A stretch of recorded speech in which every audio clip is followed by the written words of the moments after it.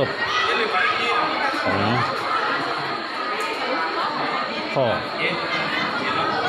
เขาเองครับพี่น้องนี่คืองานศพของพ่อพรุ่งนี้เขาจะปรุงศพครับพรุ่งนี้เขาจะเอาพ่อเขาแม่ม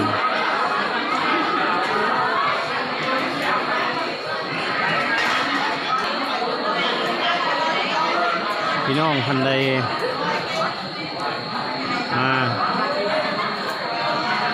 มาเบิ่งคลิป YouTube ผมนี่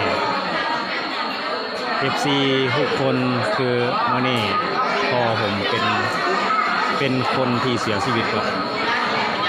เสียชีวิตมาได้2 วันแล้วมื้ออื่นเป็นวันสุดท้ายครับมื้ออื่นเป็นวันสุดท้ายขอว่าเกี่ยวไป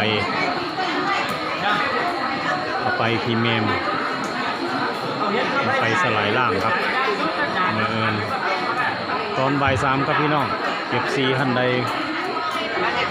คงที่เห็นครับคอมเมนต์มาถามกันได้ครับว่าอยู่จังหวัดใดหรือว่า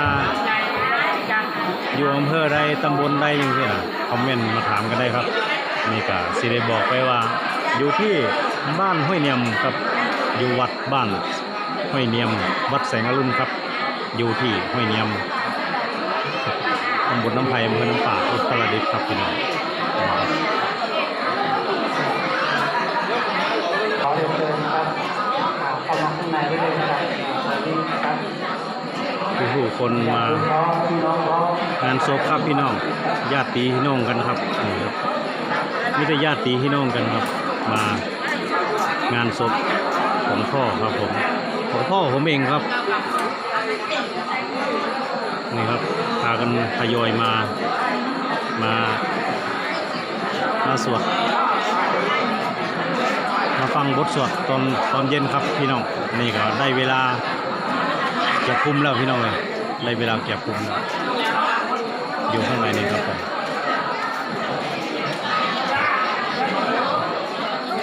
คนไทยอยู่ด้านหลังของกล้องครับไม่ได้อยู่ข้างในไทยพี่น้องนะครับ